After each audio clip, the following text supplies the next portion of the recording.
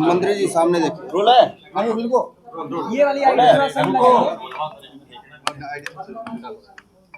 इसको नीचे करिए।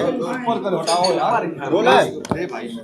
मंत्री जी नेशनल हेराल्ड केस को लेकर कांग्रेस प्रदर्शन कर रही है। मंत्री जी नीचे करिए मदन भैया।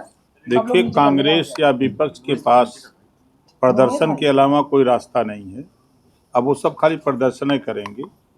जब ये लोग सत्ता में रहते हैं तब ये गरीब, कमजोर, पिछड़े, दलित, अल्पसंख्यक याद नहीं आते हैं। इनको रोटी, कपड़ा, मकान, शिक्षा, दवाई याद नहीं आता है। जब सत्ता से बाहर होते हैं तो इनको कोई काम तो रहता है नहीं। ये अपना खाली सिर्फ यही सब ड्रामा करते हैं।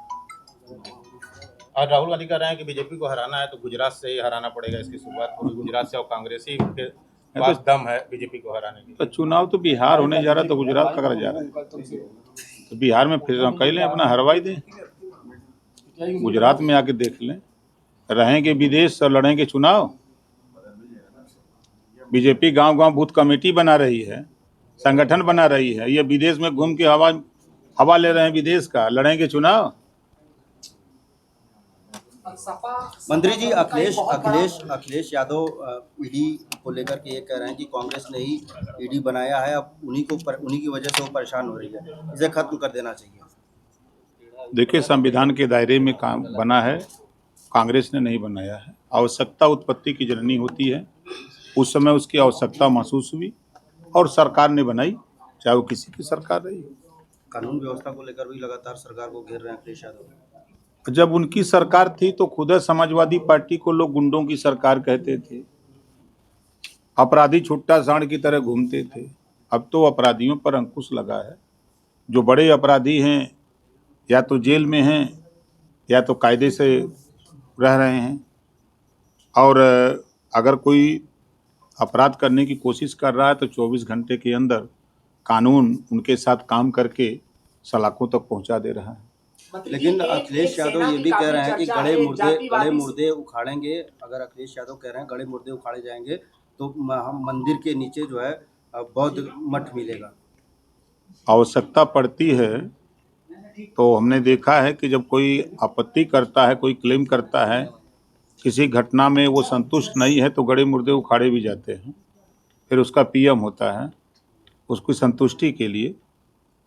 समाजवादी पार्टी की तरफ से नेताओं से बयान आ रहे हैं मंदिर को लेकर। इंद्रजीत सरोज जी कह रहे हैं कि मंदिर में ताकत होती तो मुगल लूट के नहीं जाते। अब इंद्रजीत सरोज जी का बयान उनका है, संविधान में तो ताकत है। मंत्री जी एक सवाल ये है कि महापुरुष होते हैं वो पूरे भारतवासी के होते हैं, चाहे वो महाराजा सुहेलदेव हो या फिर कोई भी हो, लेकिन क्या एक जाति विशेष संगठन के आधार पर ये निर्धारित होगा कि वो किसके महापुरुष हैं? क्योंकि करणी सेना इन दिनों काफी चर्चा में है। कोई राणा सांगा को लेकर वो सीधे जो है अगर कोई टिप्पणी आती है तो विरोध करते हैं, तो आपको क्या लगता है? नहीं, देखिए, महापुरुष सबके होते हैं।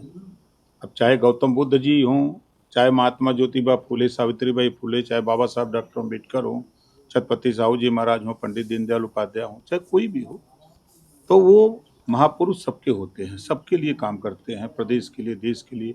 जो उनके विचार होते हैं, जो उनके संदेश होते हैं, वो पूरे समाज के लिए होते हैं, किसी एक जाति के लिए नहीं होते हैं।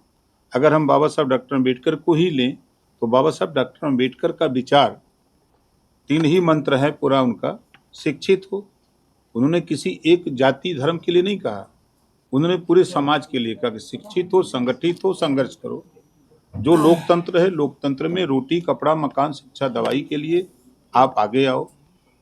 इसी तरह हर महापुरुष अपना अपना संदेश देते हैं। मंत्री जी आपको लगता है कि बंगाल में लगातार हिंसा, बंगाल में वास्तव में राष्ट्रपति शासन लगना चाहिए,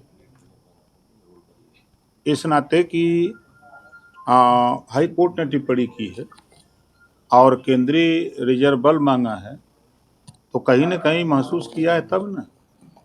तो हमारे हिसाब से तो जिस तरह वहाँ घटना हो रही है और जिस तरह कोर्ट टिप्पणी कर रही है, लोग मारे जा रहे हैं, भाग रहे हैं लोग छोड़ करके प्रदेश, तो वहाँ राष्ट्रपति शासन लगाने की जरूरत है। योगी जी कह रहे हैं कि लात के भूत बातों से नहीं मानते, क्या लगता है सही कह रहे हैं?